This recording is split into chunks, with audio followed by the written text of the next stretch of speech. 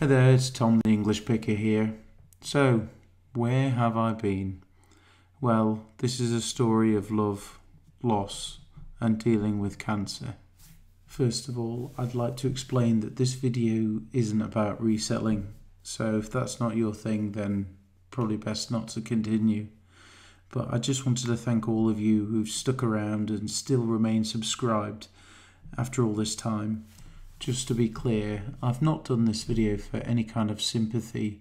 I just feel I owe you all an explanation as to where I've been this year. I'm sorry if I seem quite monotone, but this is the only way I can get through doing this.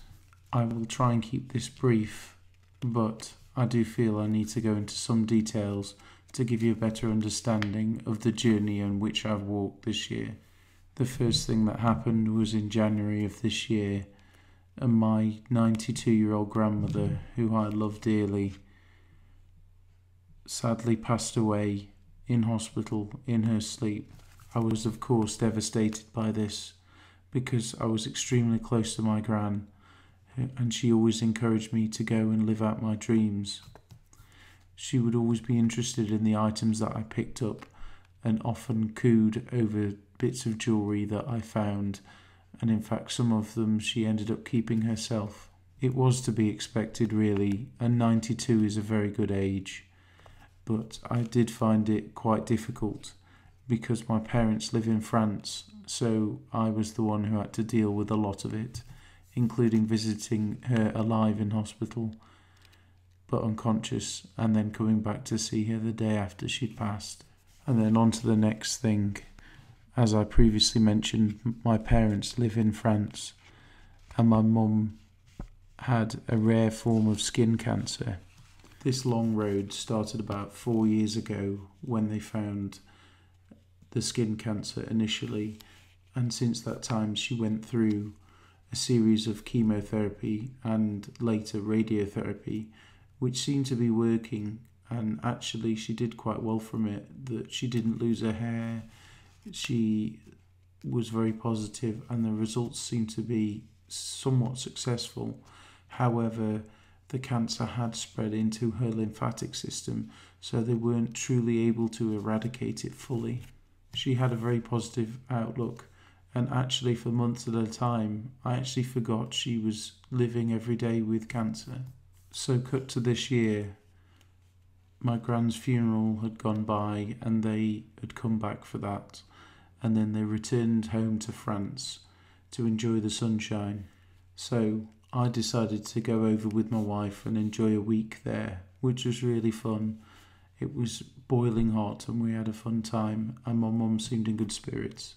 She then flew back to the UK with us, and my dad stayed in France as she had to come back for a regular scan. This was a somewhat routine scan just to keep an eye on the lymphatic system, just to check that the cancer hadn't moved or anything like that. On the way back, she complained of a light backache, which we just put down to being cramped up in an aeroplane. She had planned only to be in the UK for a few weeks and have the scan and then see the specialists, see a few people, and then return back to France to see my dad. However, this turned out not to be the case, as her back pain gradually, day by day, got worse and worse. She went for the scan and nothing particularly seemed too untoward, but the back pain was getting worse and worse, and her local doctor couldn't really explain why, and we thought it was maybe a trapped nerve. The pain became so unbearably bad, even with strong medicines, that I had to go and stay with her until my dad rushed home from France. A few days after I returned home, she was admitted to accident and emergency with unbearable back pain. She stayed in hospital for a further 5 weeks. The doctors couldn't quite decide on where this pain was coming from and could not sort out which medicines were appropriate, and none seemed to be working to their fullest extent, until one specialist did a scan and deduced that the cancer had actually spread into her back in 2 different places, one in the throat and one in the lower back. She subsequently then had surgery on her neck to replace a damaged vertebra with a cage. The one horrible side effect to this is she lost her voice and could only muster a whisper. It's at this point that I realised things weren't going well. She seemed stable, but the pain was there. She also had to have a subsequent operation as the cage they put in place to replace the vertebra had moved slightly, causing extreme pain. But all in all, she seemed stable and in good spirits and was feeling positive because the team was actually doing things. There was also talk of physiotherapy to help her with her grip down the line and other aftercare once she came out of hospital, which gave me hope. So while I realised that she would never get better, I saw that she was more stable and more positive and was having a view of coming out of hospital and continuing her care from home. So I decided to go on holiday, just a short trip of a week to the Lake District.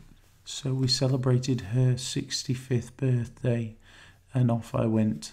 I called my dad every day and then spoke to her, and she was loopy from all the medicines at times, but okay, and lots of talk of a plan after her release with subsequent aftercare and physio. They were so positive that for the first time in ages I slept really well.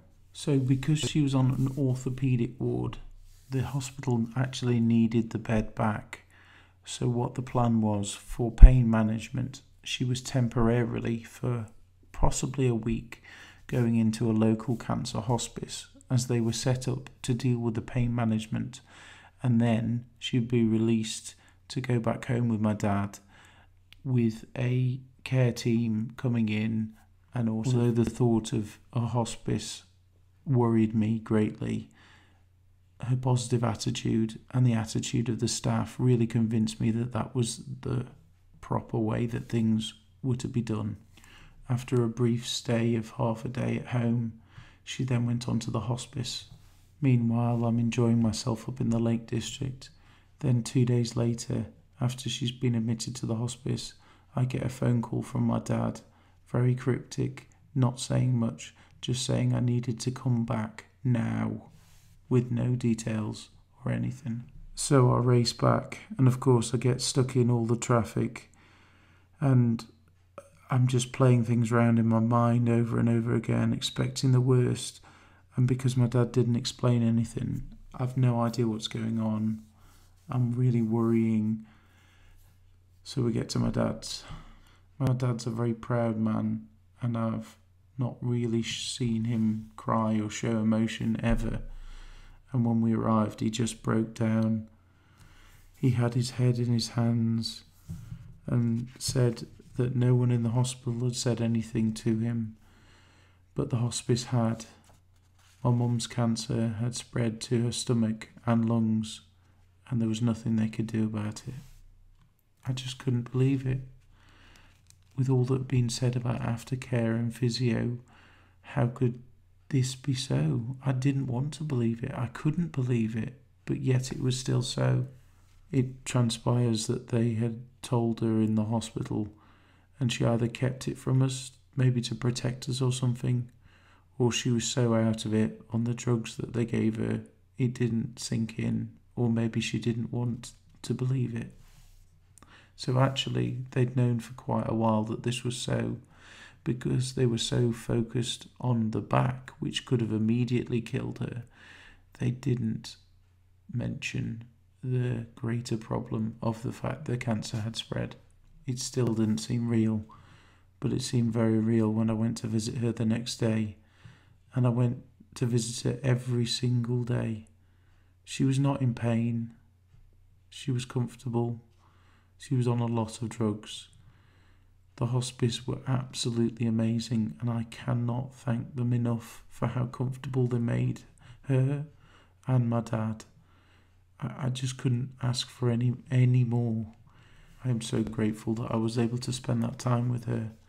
I was able to communicate with her. She was awake, but not talking in the general sense, just the odd words. The drugs were sending her away to a faraway place.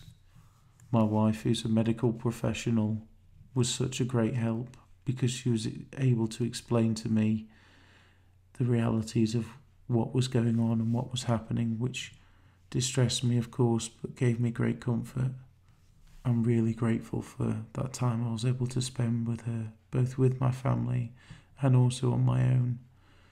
And I'll never forget the times where she was able to say that she loved me. I got a phone call at 2 o'clock in the morning, and at that moment, the world I once knew ended.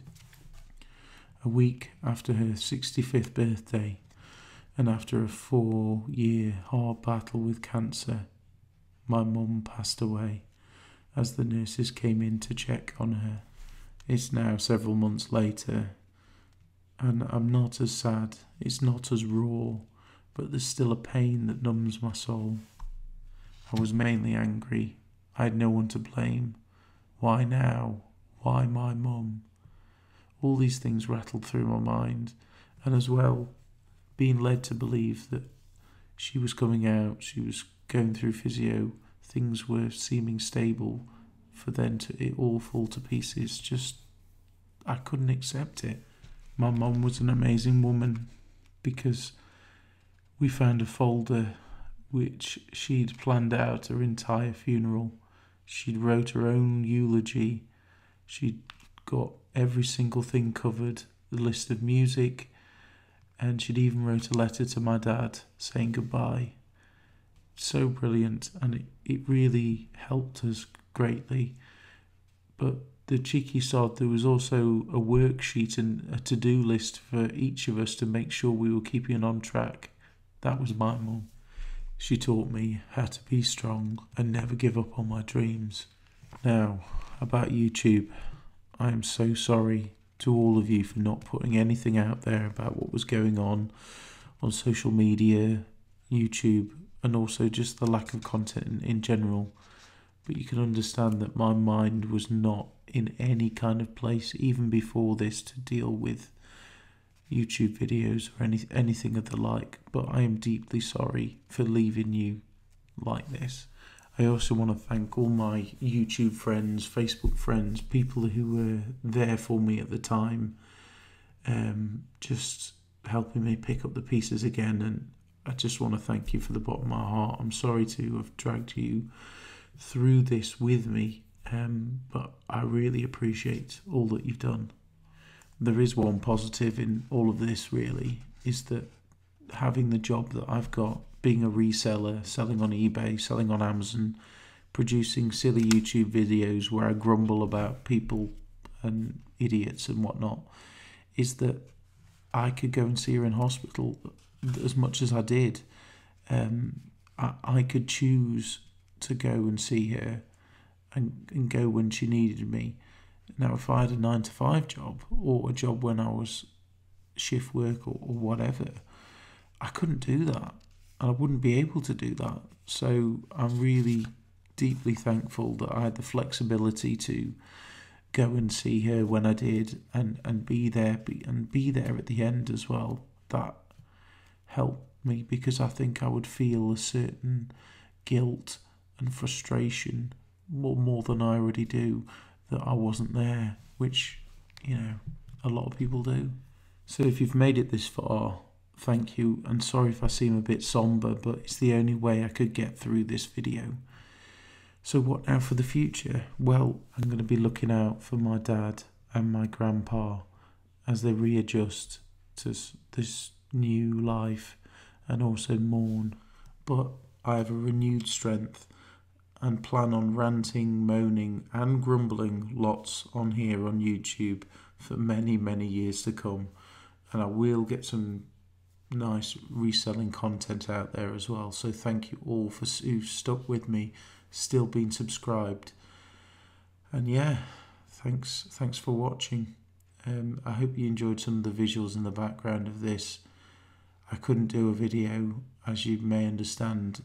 Doing the audio was hard enough. So thanks for watching, everyone, and I'll see you in the next one. Bye for now.